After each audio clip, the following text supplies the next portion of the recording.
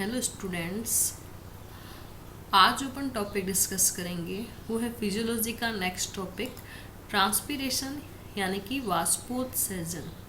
वाष्पोत्सर्जन के अंदर हम लेंगे इसकी डेफिनेशन और टाइप ऑफ ट्रांसपीरेशन, और टाइप ऑफ ट्रांसपीरेशन डिटेल में लेंगे। उसके बाद में हम लेंगे ट्रांसपीरेशन का एक जनरल कॉन्सेप्ट, स्टोमेटा की टाइप्स और on the basis of distribution, stomata के types on the basis of opening and closing process, and इसके अलावा हम लेंगे factor affecting opening and closing of stomata. तो सबसे पहले हम ले लेते हैं ट्रांसपीरेशन। तो what is the transpiration? Transpiration is the process of water movement through a plant in the form of water vapor via its aerial parts as leaf, stem, fruits, stem, etc. यानी कि वाष्पोत्सर्जन पादप के वायवीय भागों के द्वारा जल का वाष्प के रूप में बाहर निकलना या निष्कासन ही क्या है? वाष्पोत्सर्जन, वाष्प के रूप में उत्सर्जन। यहाँ पे वेपर फॉर्म बहुत ही इंपॉर्टेंट है। लास्ट चैप्टर में मैंने आपको एक टर्म बताई थी गट्टेशन यानी बिंदु स्रवण। वहाँ पे पानी जो है वो बूंदों के रूप में निकलता है, जबकि यहाँ पे जो पानी है वो वाष्प के रूप में निकलता है। तो एरियल पार्ट के द्वारा पानी का वाष्प के रूप में उत्सर्जित होना ही क्या है? वाष्पोत्सर्जन है। नेक्स्ट, जैसे देखिए मैंने लिख रखा है the physiological process by which the excess water is lost from the living tissue of plant in the form of vapour is called the transpiration. Transpiration is the process of water movement through a plant and its evaporation from aerial parts such as leaves, stem, flowers, etc. Transpiration is the process by which water vapor leaves the living plant body and enter the atmosphere. तो मैंने जो आपको समझाया था वही यहाँ पे लिख रखा है डिटेल में। नेक्स्ट देखिए type of transpiration on the basis of surface by which transpiration occurs. यानी कि वाष्पोत्सर्जन के प्रकार हैं, 3 प्रकार का वाष्पोत्सर्जन होता है। स्टोमेटल ट्रांसपीरेशन यानी कि जो स्टोमेटा यानी रंध्रों के द्वारा होता है। सेकंड इज क्यूटिकुलर ट्रांसपीरेशन जो क्यूटिकल के द्वारा होता है। थर्ड है लेंटिकुलर ट्रांसपीरेशन यानी कि जो लेंटिसेल्स के द्वारा होता है। तो पादप की किस सतह से या किस पार्ट से पानी वाष्प के रूप में निकल रहा है उसके आधार पर वह 3 प्रकार का है, स्टोमेटा के द्वारा, क्यूटिकल के द्वारा और लेंटिसेल के द्वारा। तो on the basis of passage through which plant gives out the water in the form of vapour transpiration is of 3 type, stomatal transpiration, cuticular transpiration and lenticular transpiration. तो हम इसको एक एक करके ले लेते हैं। सबसे पहले देखिए स्टोमेटल ट्रांसपीरेशन यानी कि रंध्रीय वाष्पोत्सर्जन। ऐसा वाष्पोत्सर्जन जो किसके द्वारा हो रहा है? रंध्र के द्वारा हो रहा है। रंध्र जो है वो लीफ पर भी हो सकते हैं, स्टेम पर भी हो सकते हैं। स्टेम पर रंध्र हर्बेशियस प्लांट यानी कि साकी पादपों में पाए जाते हैं, फ्लावर में भी हो सकते हैं, फ्रूट्स में भी हो सकते हैं। तो रंध्रों के द्वारा जब पानी बाहर निकलता है तो उसे कहते हैं stomatal transpiration. Transpiration that occurs through stomata called as stomatal transpiration. This type of transpiration only occur in its presence of sunlight in daytime because stomata open in the presence of sunlight and close in the darkness। ये जो transpiration है यानी कि दिन के समय होता है जब सनलाइट होती है। हमें पता है स्टोमेटा से पानी कब बाहर निकलेगा? जब वो ओपन होंगे। सामान्यतः सामान्य स्टोमेटा दिन में खुलते हैं, रात में बंद होते हैं। तो स्टोमेटा ट्रांसपीरेशन दिन के समय होता है, रात में नहीं होता है। यदि हम तीनों ट्रांसपीरेशन की तुलना करें, स्टोमेटल, क्यूटिकुलर और लेंटिसेल, तो मैक्सिमम ट्रांसपीरेशन स्टोमेटा के द्वारा होता है। तो 80 to 90% वाटर जो है वो या ट्रांसपीरेशन जो होता है वो स्टोमेटल ट्रांसपीरेशन ही होता है। ये देखिए जैसे ये किसी लीफ का हमने टीएस काट के रखा है, अनुप्रस्थ काट के रखा है। ये इसकी लोअर साइड है लीफ की जहाँ पे एक स्टोमेटा ओपन हो रहा है। ये जो स्टोमेटा है इसके पास में जो जस्ट सेल्स होती है उन्हें कहते हैं गार्ड सेल्स। ये हम आगे और लेंगे डिटेल में। इस स्टोमेटा के बाहर की तरफ क्या है? एनवायरनमेंट, यानी कि यहाँ पे क्या है? एनवायरनमेंट। इस एनवायरनमेंट में पानी की कमी है, यानी कि पानी के लिए शुष्कता है या वी कैन से ड्राइनेस है। यहाँ से पानी बाहर निकलेगा तो ये कहाँ से निकलेगा? इस पत्ती के इस वाली सरफेस पर, स्टोमेटा के नीचे जो कैविटी बनी हुई है वहां से। तो इसे कहते हैं सब स्टोमेटल कैविटी। इस सब स्टोमेटल कैविटी यानी स्टोमेटा के नीचे जो कैविटी है उसमें पानी कहाँ से आएगा? इस मेसोफिल की सेल से। ये मेसोफिल की सेल्स पानी कहाँ से लेंगी? इस जाइलम से। तो देखिए इस एरो से आपको रिप्रेजेंट किया हुआ है ये लीफ का जाइलम। जाइलम से पानी आ रहा है मेसोफिल सेल्स में, मेसोफिल सेल से होता हुआ ये कहाँ आ रहा है? सब स्टोमेटल कैविटी में। सब स्टोमेटल कैविटी से होता हुआ ये स्टोमेटा के द्वारा आ गया एनवायरनमेंट के अंदर। तो इस प्रकार पानी बाहर निकल गया, तो इसे कहते हैं स्टोमेटल ट्रांसपीरेशन।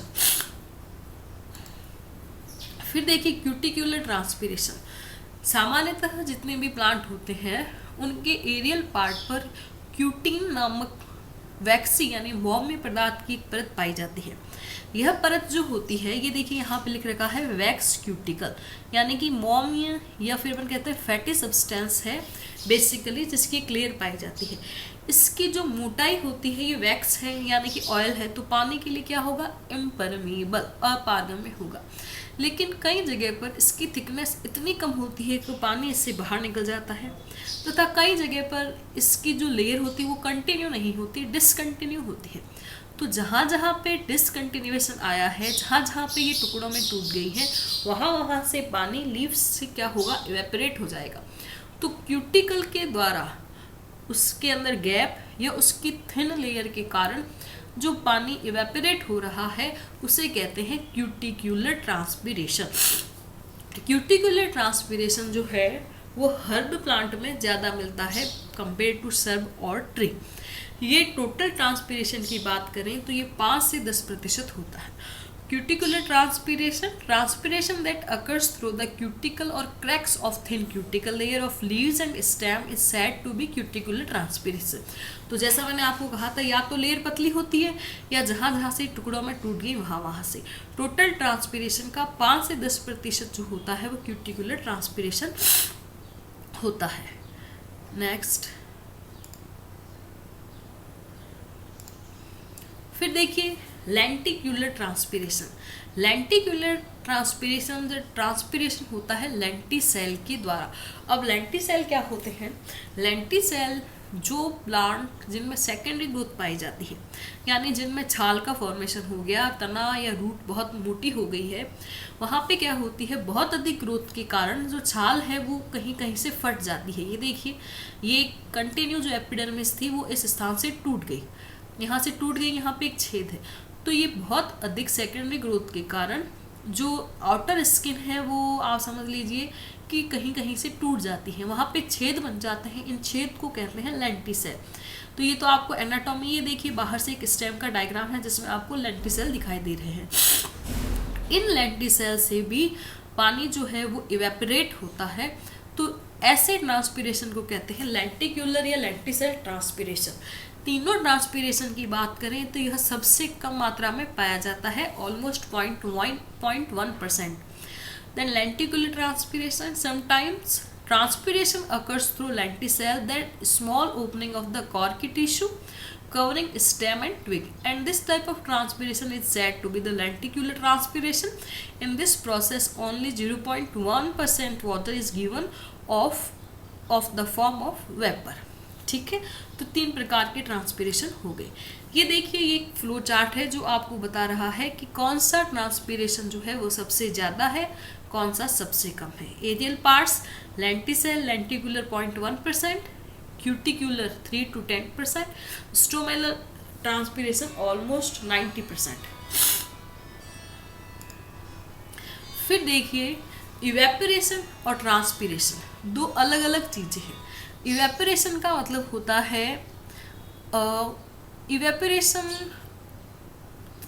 किसी भी नॉन लिविंग बॉडी से होता है, जबकि ट्रांसपीरेशन लिविंग सेल से होता है। दोनों में ही वाटर निकलता तो वेपर की फॉर्म में ही, लेकिन evaporation is a physical process whereas transpiration is a physiological process. फिर देखिए इसके अंदर हम अंतर कर लेते हैं। ये देखिए ट्रांसपीरेशन एंड इवेपोरेशन। जैसा मैंने आपको बताया ट्रांसपीरेशन जो है वो जीवित कोशिकाओं का लक्षण है, जबकि इवेपोरेशन जो है वो मृत कोशिकाओं का या फिर हम कह सकते हैं किसी भौतिक सरफेस का लक्षण है। ट्रांसपीरेशन जो है इसके अंदर जब पानी बाहर निकलता है, या ट्रांसपीरेशन हमेशा जीवित कोशिकाओं के द्वारा होता है, ये किसी भी सरफेस के द्वारा होता है।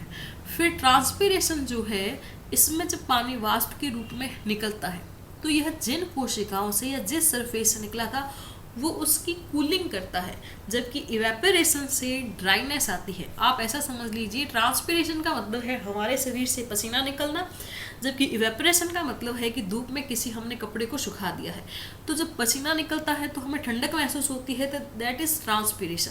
जबकि हमने कोई कपड़ा सुखाया है तो वो क्या होगा, धीरे धीरे सूख जाएगा, तो वो क्या है, evaporation.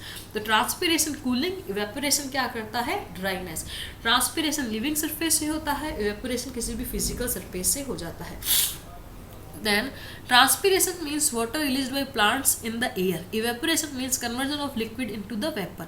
Water moves through the epidermis. यहाँ पे epidermis जैसा मैंने आपको कहा क्यूटिकली यानी जीवित कोशिकाओं से होता है, ये किसी भी लिविंग सेल के द्वारा नहीं होता है। ये living cell, non living cell, various force, इसके अंदर बहुत सारे प्रेशर कार्य करते हैं, जैसे osmotic pressure, vapour pressure, DPD, इसमें ऐसा कुछ नहीं होता है।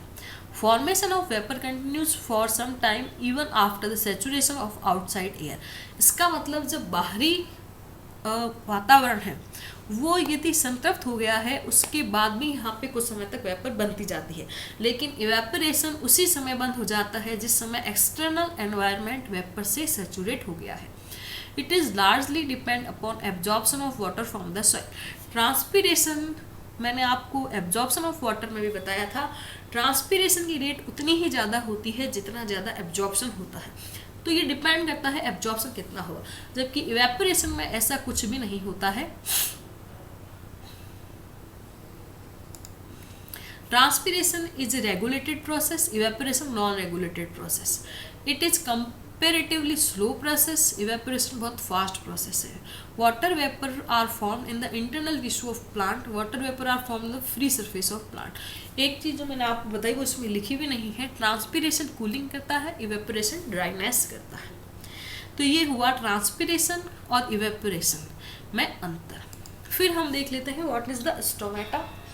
Stomata are the pore in a plant skin through which water and gases are exchanged the plant and the atmosphere। यानी कि स्टोमेटा जो है वो किसी भी लीफ, फ्रूट, हर्बेशियस स्टेम के ऊपर उपस्थित छेद हैं जिनके द्वारा जो गैस या वाटर वेपर का एक्सचेंज किया जाता है। ठीक है, अब देखिए सामान्यतः जो स्टोमेटा है ये स्टोमेटा का छेद है। ठीक है, स्टोमेटा के बाहर दो कोशिकाएं पाई जाती है, 1 और 2। सामान्यतः ये दोनों कोशिकाएं जो होती हैं ये किडनी शेप होती है, मोनोकॉट्स में ये जो होती है डम्बल शेप होती है। इन कोशिकाओं को कहते हैं गार्ड सेल्स। कुछ प्लांट्स में इन गार्ड सेल्स के पास स्पेशल सेल्स और पाई जाती हैं, उन्हें कहते हैं subsidiary cells. Then this is stomata, this is guard cells. कुछ केसेस में यहाँ सब्सिडरी सेल्स और पाई जाती हैं। Actually guard cells epidermal cells ही हैं जो कुछ मॉडिफाई हो जाती हैं। ये अन्य एपिडर्मल कोशिकाओं से कैसे डिफरेंट होती है, इनमें देखिए क्या मिल रहा है, क्लोरोप्लास्ट। देखिए जो ग्रीन कलर की डॉट्स हैं ये क्लोरोप्लास्ट है, जबकि सामान्यतः एपिडर्मल सेल्स में क्लोरोप्लास्ट नहीं पाया जाता है। तो actually guard cells are modified epidermal cells which have chloroplast. अब देखिए यहाँ पे एक स्पेशल बात और है, गार्ड सेल्स की स्ट्रक्चर कैसी है, किडनी शेप, कॉनकेव कॉन्वेक्स। ये जो सरफेस है ये कहलाती है कॉन्वेक्स, जबकि ये जो सरफेस कहलाती है वो होती है कॉनकेव, यानी कि अवतल और उत्तल। तो टोटली हम इसे कहते हैं कॉनकेव कॉन्वेक्स। इसकी जो ये अंदर वाली सतह है यह रिजिड होती है, थिक होती है, जबकि बाहरी जो सरफेस होती है वह थिन होती है, इलास्टिक। तो आप देखिए डायग्राम में आपको दिख रहा है कि कंपेरेटिवली थिक है, जबकि आउटर पेरिफेरी इसकी कंपेरेटिवली थिन है। अब यहाँ पे ये है नॉन इलास्टिक, ये है इलास्टिक। जिस समय इस स्टोमेटा को ओपन करना है तो गार्ड सेल के अंदर पानी भर जाता है इस वैक्यूल में, तो गार्ड सेल के अंदर टर्गर प्रेशर डेवलप हो जाता है। ये क्या करती है, ये भित्ति जो आउटर पार्ट है ये खिंच जाती है। जब ये खिंचती है ये और इसकी इस तरफ, तो दोनों अपने अपने, ये इस तरफ खींचेगी और ये इस तरफ खींचेगी, तो ये दोनों अपने अपने सेल्स की इनर वाली जो लेयर है उसको खींचेगी। तो खींचेगी तो ये दोनों सेपरेट हो जाएगी और स्टोमेटा क्या हो जाएगा, ओपन हो जाएगा। स्टोमेटा के ओपन का मेन प्रोसेस यही है। मैं दोबारा समझा देती हूँ। इंटरनल जो लेयर है, जो कॉनकेव है, वो है thick non elastic, outer thin elastic convex. जब स्टोमेटा खोलना है, यहाँ पानी भरेगा तो ये सेल फैलेगी तो ये जो बाहरी भित्ति है ये बाहर की तरफ खींचेगी, जब क्योंकि ये इलास्टिक है तो ये अपने वाली जो अंदर की लेयर है उसको बाहर की तरफ स्ट्रेच करेगी। जब ये बाहर की तरफ और ये इस तरफ बाहर की तरफ खींचेगी तो दोनों के बीच का गैप बढ़ जाएगा, जो कि क्या है, स्टोमेटा, और वह ओपन हो जाएगा। तो देखिए मैंने लिख रखा है each stomata is surrounded by a pair of kidney shape guard cells. Each guard cell is a modified epidermal cells having a prominent nucleus cytoplasm plastid. तो जो मैंने आपको समझाया था, स्पेशल चीज क्या है, plastid. The wall of guard cell is differentially thickened, यानी कि विभेदित रूप से मोटी होती है। The inner wall of each guard cell facing the stomata is concave, is the thick and rigid। जबकि बाहरी वाली जो होती है वो कॉन्वेक्स होती है, थिन होती है, इलास्टिक होती है। ये देखिए जो मैंने आपको समझाया, एक कंडीशन में स्टोमेटा खुला है और एक में बंद है। तो ये जो भी मैंने आपको समझाया, जिस समय स्टोमेटा बंद करना है इनमें से पानी बाहर निकल जाएगा, ये क्या हो जाएगी, सिकुड़ जाएगी। जब ये सिकुड़ जाएगी यानी साइज छोटा हो गया तो ये बाहर वाली भित्ति जो कि इलास्टिक है वो क्या हो जाएगी, आप समझ लीजिए बैलून में से हमने हवा निकाल दी। वैसा ही प्रोसेस होता है जब हम गार्ड सेल में से पानी को बाहर निकाल देते हैं। तो हम बैलून में से जब हवा निकाल देंगे तो क्या होगा, बैलून पिचक जाएगा। तो यहाँ पे जब आप पानी बाहर निकल जाएगा तो क्या होगा, ये पिचक जाएगी। तो जैसे ही ये बाहर वाली पिचक जाएगी, बाहर वाली ही अंदर वाली लेयर को अपनी तरफ खींच रही थी, तो ये खुद ही जब पिचक जाएगी तो अंदर वाली लेयर को जो टेंशन या जो खींचाव हो रहा था वो नहीं हो पाएगा। तो दोनों गार्ड सेल्स की इनर लेयर आपस में पास आ जाएगी, चिपक जाएगी, स्टोमेटा क्या हो जाएंगे, क्लोज हो जाएंगे। ठीक है, ये देखिए एक डायग्राम है जनरल स्टोमेटा का, जो हमने पहले भी डिस्कस किया था। Stomata, sub stomatal cavity, mesophyll cells connected to xylem of leaf. यहाँ पे एक स्पेशल डायग्राम है, ये है सनकन स्टोमेटा। ये मिलते हैं डेजर्ट के प्लांट या जीरोफाइट्स में। सनकन स्टोमेटा आपने पढ़े होंगे एनाटॉमी में लास्ट ईयर। देखिए यहाँ पे ये है गार्ड सेल्स। सनकन स्टोमेटा कब बनते हैं, जब डेजर्ट, जहाँ पे पानी की मात्रा बहुत कम है, वहाँ पे ये देखिए कंटिन्यू एपिडर्मिस चलते अचानक अंदर की तरफ धस गई, ये अंदर की तरफ धस गई। तो ऐसे प्लांट जिनमें जो डेजर्ट के एनवायरनमेंट जीरिक कंडीशन में है, उनमें एपिडर्मिस जहाँ का वह भाग जहाँ पे स्टोमेटा है वह कुछ अंदर की तरफ धस जाता है। तो ये तो गार्ड सेल अंदर की तरफ हो गई, तथा ऊपर की तरफ एपिडर्मल सेल से केविटी बन जाती है। फिर वापस जब स्टोमेटा वाला पार्ट चला गया तो वापस ये फ्लो में आ जाते हैं, यानी स्टोमेटा वाला पार्ट कुछ अंदर की तरफ धस जाता है, इसे कहते हैं धसे हुए रंध्र। टेक्निकल टर्म है sunken stomata. Sunken stomata desert के प्लांट का स्पेशल कैरेक्टर है। तो देखिए हमने अभी पहले पढ़ा था सब स्टोमेटल कैविटी। इसके अंदर सब स्टोमेटल कैविटी तो होती है और एक सुप्रा स्टोमेटल कैविटी या स्टोमेटा के ऊपर भी कैविटी होती है। तो सनकन स्टोमेटा को दिखाने के लिए मैंने आपको ये डायग्राम दिया था। ये सनकन स्टोमेटा, एपिस्टोमेटल कैविटी एंड सब स्टोमेटल कैविटी। स्टोमेटा के ऊपर भी कैविटी है, नीचे भी कैविटी है। ये क्यों बनते हैं, ये इसलिए बनते हैं क्योंकि ये कहाँ मिल रहे हैं, जीरिक कंडीशन यानी कि डेजर्ट में। डेजर्ट में पानी कम है, तो यदि ये स्टोमेटा सीधे सीधे वातावरण के संपर्क में होता तो तापमान ज़्यादा है तो पानी का लॉस ज़्यादा होता। लेकिन हमें पानी को बचाना है तो इन्होंने क्या किया, स्टोमेटा को थोड़ा अंदर की तरफ धसा लिया। तो ये स्टोमेटा सीधे सीधे एनवायरनमेंट के कांटेक्ट में नहीं है, यानी कि ये सीधे सीधे हाई टेम्परेचर के कांटेक्ट में नहीं है, तो सीधा सीधा पानी यहाँ से लॉस नहीं होगा। तो पानी की बचत करने के लिए डेजर्ट के प्लांट क्या करते हैं, स्टोमेटा को कुछ अंदर की तरफ धकेल लेते हैं, इन्हें कहते हैं सनकन स्टोमेटा। नेक्स्ट है type of plants on the basis of distribution of stomata, यानी कि रंध्रों के वितरण के आधार पर प्लांट्स किस प्रकार के होते हैं। ये 5 कैटेगरी है, ये बहुत इंपॉर्टेंट है कॉम्पिटिटिव एग्जाम के हिसाब से। कॉम्पिटिटिव एग्जाम में आपको सीधा पूछा जाता है ओट टाइप का क्या मतलब है, पोटामेजिटॉन टाइप का क्या मतलब है, एप्पल मलबेरी टाइप का क्या मतलब है। तो देखिए मैंने आपको जिस सीक्वेंस में लिखा है उसी सीक्वेंस में आप याद करिए या ध्यान रखिए। एप्पल और मलबेरी टाइप, यानी कि ऐसे प्लांट जिनमें स्टोमेटा केवल लोअर सरफेस पर है, यानी कि लीफ की लोअर सरफेस पर है। लीफ की लोअर सरफेस को ही हम डॉर्सल सरफेस कहते हैं, उसको ही एबैक्सियल सरफेस कहते हैं। लीफ में उल्टा होता है, लीफ की लोअर यानी नीचे वाली सतह को पृष्ठ सतह या फिर एबैक्सियल कहते हैं टेक्निकल लैंग्वेज में। तो ऐसे प्लांट जिनमें केवल डॉर्सल, एबैक्सियल या लोअर सरफेस पर स्टोमेटा है उसे कहते हैं एप्पल और मलबेरी टाइप। फिर है potato type. Potato type present on both surface लेकिन लोअर सरफेस पर ज्यादा है। ओट का मतलब हो गया जई यानी मोनोकॉट, तो मोनोकॉट में हमेशा दोनों तरफ इक्वल होते हैं। तो ऐसे प्लांट जिनमें दोनों तरफ स्टोमेटा सेम क्वांटिटी में है उसे कहते हैं ओट टाइप। निम्फिया या वाटर लिली टाइप, यानी कि केवल अपर सरफेस पर है, तो अपर सरफेस और वेंट्रल सरफेस और एडेक्सियल सरफेस एक ही होती है। फिर पोटामेजिटोन टाइप, ऐसे प्लांट जिनमें स्टोमेटा या तो होते ही नहीं हैं या अवशेषी प्रकार के होते हैं। तो ये 5 कैटेगरी है on the basis of distribution of stomata. तो देखिए यहाँ पे एक सीक्वेंस चल रहा है, सबसे पहले केवल नीचे, फिर नीचे और ऊपर दोनों है लेकिन नीचे ज़्यादा है, फिर बीच में दोनों बराबर हो गए, फिर निम्फिया में केवल ऊपर हो गए और पोटामेजिटोन में रेजिड्यूल या अवशेषी हो गए। फिर है different movement of stomata, stomata की अलग अलग एक्टिविटी। फोटो एक्टिव, यानी कि ऐसे स्टोमेटा या फिर स्टोमेटा की ओपनिंग पर प्रकाश का प्रभाव। तो फोटो एक्टिव स्टोमेटा जो प्रकाश की उपस्थिति में खुलते हैं, तो opening of stomata photo active process है।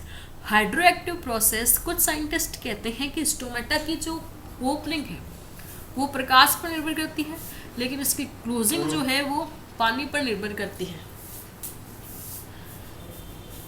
उसे कहते हैं हाइड्रो एक्टिव। फिर है passive and active, opening is active and closing is passive. ये साइंटिस्ट के कॉन्सेप्ट है और टर्म्स है खाली आपको कॉम्पिटिटिव एग्जाम के हिसाब से याद रखने के लिए। फिर है डायूरेनल और ऑटोनोमस, कुछ साइंटिस्ट कहते हैं कि स्टोमेटा की जो ओपनिंग और क्लोजिंग है वो रिदमेटिक होती है, यानी कि जैसे हमारी हार्ट बीट होती है, रिदम से चलती है, संकुचन होता है फिर वापस शिथिलन होता है, सिस्टोलिक डायस्टोलिक मूवमेंट होती है, वैसे ही कुछ साइंटिस्ट कहते हैं कि रंध्रों की गति जो होती है स्वतः यानी ऑटोनोमस और डायूरेनल यानी कि रिदम में होती है। एक रिदम में 10 से 50 मिनट का समय लगता है। देन लास्ट है scoto active stomata, succulent plant यानी कि मांसल पादप जो रेगिस्तान में मिलते हैं जैसे कि कैक्टस है, उनके स्टोमेटा दिन में नहीं खुलते, रात में खुलते हैं, क्योंकि दिन में रेगिस्तान में टेम्परेचर बहुत ज़्यादा होता है। तो ऐसे स्टोमेटा जो कि अंधकार में खुलते हैं उन्हें कहते हैं स्कोटो एक्टिव। तो photo active, hydro active, active and passive, diurnal, scoto active stomata. फिर देखिए 2 टर्म्स लिख रखी है मैंने, stomatal frequency and stomatal index. ये सीधी सीधी यदि आपको डेफिनेशन पूछे या फॉर्मूला पूछे तो स्टोमेटल फ्रीक्वेंसी, देखिए नाम से पता चल रहा है कि कितने स्टोमेटा की फ्रीक्वेंसी है। तो किसी लीफ के पर यूनिट एरिया में कितने स्टोमेटा उपस्थित हैं वो उसकी स्टोमेटल फ्रीक्वेंसी है। यहाँ पे एक चीज़ ध्यान रखें, स्टोमेटल फ्रीक्वेंसी किसी भी प्लांट के लिए, किसी भी स्पीसीज के लिए फिक्स नहीं है। यहाँ तक कि एक ही प्लांट की एक ही लीफ में भी ये वेरी कर सकती है। तो इसलिए फिर इसका क्या मतलब हुआ, इसका कोई खास मतलब नहीं हुआ, हमें बस इसकी परिभाषा ध्यान रखनी है। इस चीज़ की दुविधा दूर करने के लिए एक शब्द और लाया गया, स्टोमेटल इंडेक्स। स्टोमेटल इंडेक्स यानी SI इक्वल्स टू S/S+E × 100। ये क्या है? SI equals to stomatal index, S यानी number of stomata present in per unit area of leaf, E equals to number of epidermal cells present in per unit area of leaf. ये एक formula है stomatal index का। ये इसलिए लाया गया क्योंकि स्टोमेटल इंडेक्स किसी प्लांट या किसी स्पीसीज के लिए फिक्स हो सकता है जबकि स्टोमेटल फ्रीक्वेंसी नहीं होती। तो ये 2 कॉन्सेप्ट हैं, आपको परिभाषा पूछे या कॉम्पिटिटिव एग्जाम में पूछे तो उसमें ध्यान रखिए। स्टोमेटल इंडेक्स का फॉर्मूला पूछा गया था 2014 के कॉम्पिटिटिव एग्जाम में, केवल सीधा इतना ही पूछा गया था, what is the correct formula of SI। तो आप उस हिसाब से ध्यान रखिए। नेक्स्ट ये ओपन और क्लोज स्टोमेटा जो हमने एक डायग्राम पहले डिस्कस कर लिया। फिर देखिए नेक्स्ट है opening and closing of stomata. Stomata के खुलने या बंद होने का एक जनरल प्रोसीजर क्या है? तो देखिए opening and closing of stomata take place due to changes in turgor pressure of guard cells. अभी मैंने जो आपको समझाया कि जिस समय गार्ड सेल्स में पानी भरेगा उसका टर्गर प्रेशर बढ़ेगा, टर्गर प्रेशर बढ़ेगा तो क्या होगा, वो जो कॉन बाहर वाली सरफेस है गार्ड सेल्स की वो अंदर वाली सरफेस को बाहर की तरफ खींचेगी। जब दोनों सेल्स की अंदर वाली सरफेस अपोजिट साइड में खींचेगी तो स्टोमेटा ओपन हो जाएगा। उसी चीज़ को इन्होंने लिख रखा है, opening and closing of stomata take place due to change in turgor pressure of guard cells during the day. Water from subsidy cell enter the guard cells. Guard cells पानी कहाँ से लेगी, सहायक सेल से लेंगे, तो सहायक सेल की टर्जिडिटी यानी स्फीति बढ़ जाएगी, यानी वो फूल जाएंगे और स्टोमेटा खुल जाएंगे। ड्यूरिंग नाइट टाइम इसका जस्ट रिवर्स प्रोसेस हो जाएगा। नाइट के टाइम क्या होगा, गार्ड सेल से पानी सब्सिडी सेल्स में चला जाएगा, यानी कि गार्ड सेल्स क्या हो जाएंगी, पिचक जाएंगी, टेक्निकल लैंग्वेज में कहें तो फ्लैसिड हो जाएंगी। जैसे ही वो पिचक जाएगी, टर्गर प्रेशर कम हो जाएगा तो उनकी जो बाहरी भित्ति जो तनी भी थी वो लूज हो जाएगी, तो वो इनर वाली वॉल को भी छोड़ देगी। तो दोनों गार्ड सेल्स की इनर जो लेयर है वो आपस में अटैच हो जाएगी और स्टोमेटा क्लोज हो जाएंगे। फिर देखिए यहाँ पे एक मैंने एक जनरल चीज़ ले रखी है कि रात के समय जब स्टोमेटा बंद होते हैं तो क्या प्रोसीजर होता है। ये हम फिर नेक्स्ट चैप्टर में जब प्रोसीजर ऑफ स्टोमेटा ओपनिंग और क्लोजिंग लेंगे तब लेंगे। स्टोरेज ऑफ CO2, आप बस एक जनरल कॉन्सेप्ट ध्यान में रखिए कि क्या होता है रात के समय, इसको हम डिटेल में लेंगे ओपनिंग एंड क्लोजिंग के समय। ये कुछ मैकेनिज्म ऑफ स्टोमेटा ओपनिंग और क्लोजिंग से रिलेटेड कुछ थ्योरीज दी गई है, जिसमें starch sugar hypothesis, steward hypothesis, active potassium ion transport theory, ये हम नेक्स्ट में लेंगे डिटेल में।